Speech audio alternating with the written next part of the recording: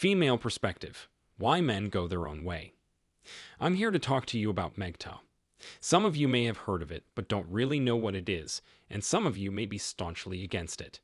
But I think it's important for us to have an open dialogue about it so that we can better understand each other. So whether you're for or against MGTOW, please join me in tackling the female perspective on why they think men go their own way. Hello everybody, and welcome to One Male. Before we begin, be sure to like this video and subscribe to my channel for more videos like this. It's challenging to acknowledge, but it's comprehensible why they'd prefer to go their way, and what's alarming is that there's a legitimate reason for them to do so. Men are going their own way, and you may think whatever you want about it, but this is a massive issue for women. Men going their way, or MGTOW, is a movement of men choosing to avoid relationships with women altogether. While the motives behind this decision vary from person to person, some common themes exist. For many MGTOWs, the current dating landscape is simply too hostile to be worth the effort. They have seen friends and family members get burned by divorce and child custody battles, and they don't want to put themselves at risk. Others believe that feminism has soured the dating pool so much that it's not worth bothering women. And still, others have simply had bad experiences with women in the past and have given up on trying to find a partner. Whatever the reasons, the fact remains that MGTOW is a growing trend and has a significant impact on the dating landscape. There are several implications of this trend for women. First, there are fewer eligible men on the dating market. This can make it difficult for women, especially those over 30, to find a partner. Second, MGTOWs tend to be successful and driven men who would make good partners and fathers. So, while they may not be interested in relationships themselves, their absence still leaves a void in the lives of many women. Finally, as more men go their way, it's likely that society will become increasingly divided along gender lines. This could lead to even more hostility between men and women, making it harder for them to find common ground. For us, our future, our kids, and for you to find a mate. If a population of fine men is leaving because they're tired of women, if you've been told your entire life that you're evil and wrong just for being a male, that you have toxic masculinity for being a man, and that you know women. There's this famous saying that a woman needs a guide like a fish needs a bicycle, that males are generally useless and wrong, and that women are superior in our culture. It isn't kind to men. The only message most men in the world get is that they're clumsy clowns. Television shows are full of idiot men, and advertisements are full of buffoons. Society is against them because they all hear about how stupid males are. The masses of women are taking over culture and representing women. They're loud and rude, and they claim to want equality. So why aren't they marching in the streets to change the rules governing alimony, child support, and child custody?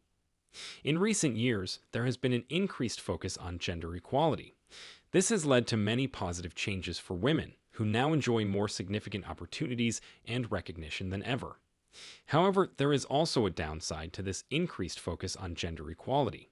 In some cases, it has resulted in reverse discrimination against men. For example, employers may be more likely to hire a woman over a man, even if the man is better qualified for the job. This is because they are afraid of being accused of sexism. As a result, talented men are being passed over for jobs that they are fully capable of doing. While it is crucial to promote gender equality, it is essential to do so in a way that does not discriminate against either gender. Otherwise, we risk creating an unfair playing field that works against the very goal of achieving true equality. Women have been historically oppressed and treated as second-class citizens, but that is rapidly changing. In recent years, women have made great strides in achieving equality, both in the workplace and in society as a whole. And as women continue to demand equal treatment, it is clear that they also want to be seen as superior to men. This is evident in how women are now pursuing careers that were once considered exclusively male domains, such as business and politics. Women are also increasingly asserting their independence and refusing to conform to traditional gender roles. As women continue to push for change, it is evident that they want nothing less than to be seen as equal to men and superior to them in many ways. Because males are now subordinated to the law and women, the male gender has more slave status, and no one believes it except the men who go through the court. But most think they're exempt until they find themselves in a difficult circumstance. So it is for many men who have been screwed over in bad relationships and divorces, and their children have been taken away from them. As a man, you can't speak up in the United States of America. You are automatically considered the perpetrator, even if no evidence supports that claim. And if you do try to speak up, you will be shouted down and told that you're just a misogynist. But the fact is, men are often the victims of domestic abuse and sexual assault. They are also more likely to be killed by their intimate partners than women. And yet, our society still overwhelmingly blames men for all relationship problems and violence. This needs to change. Men need to be able to speak up about the abuse they've experienced without fear of being ridiculed or disbelieved. We need to start taking male victims seriously. Only then can we begin to create a world where everyone is truly safe. I think most women, and I'm stereotyping, tend to be more collectivists, more in that socialist mindset. So I doubt you'll notice much of a difference. I believe that change must come from men. Women's lives will not change unless men can study, define, and change their lives in various ways. There is a lot of debate surrounding why women hate men. Some say that it is due to historical factors, such as patriarchy and sexism. Others believe women are wired to be more emotional and less logical than men. However, the most likely explanation is a combination of both nature and nurture. In other words, women have been conditioned to hate men by the societies they live in. Still, they also have certain biological tendencies that make them more inclined to feel hostility towards men. Whatever the reason, it is clear that women's hatred of men is a real and powerful force, and it needs to be addressed if we want to bring about lasting change. The bad thing is that I often think that the 20th century was when women created all of these massive changes, and that the 21st century will be the century in which males adjust to the changes that women have made. This is a wrong and dangerous way of looking at things. The reality is that the 21st century is a time when both men and women are working together to create positive change. There are countless examples of men making a difference in the world, whether through their work in business, government, or philanthropy. And there are just as many examples of women doing the same. Yes, there have been massive changes over the last 100 years, but it's been a team effort. To suggest otherwise is to undermine the progress made and to sow division where there should be none. It's no secret that men and women can be quite different regarding communication and social interaction.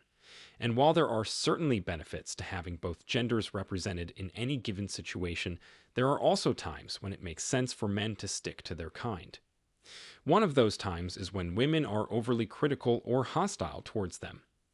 Unfortunately, there are far too many women out there who want nothing more than to tear men down, and it's simply not worth the hassle or the stress to try and engage with them.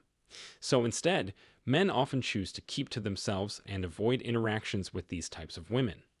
And while this might not be the ideal solution, it's understandable given the circumstances. After all, no one wants to be around someone constantly trying to bring them down. So next time you see a man keeping to himself, don't be so quick to judge. He might just be trying to avoid a negative situation. They say, you know what, I'm done with this. I'm not getting married or divorced. I'm not going to sit around trying to enjoy life via women. They have a lot of interests. They go out and buy that land you were talking about. They're getting motorcycles. They're having a nice time and enjoying life without having to deal with the stress of women and society telling them they have to have a woman in their lives. How would you react? You know you're not going to be that attracted to a woman, let alone care to be loving or passionate to her. This male going their way is a reaction to that, and I believe it is a rational reaction. Men are now saying, hey, we've given you everything you want. You know you are equal in every aspect, yet you're still shaming us. I want to talk to you about the men going their own way movement.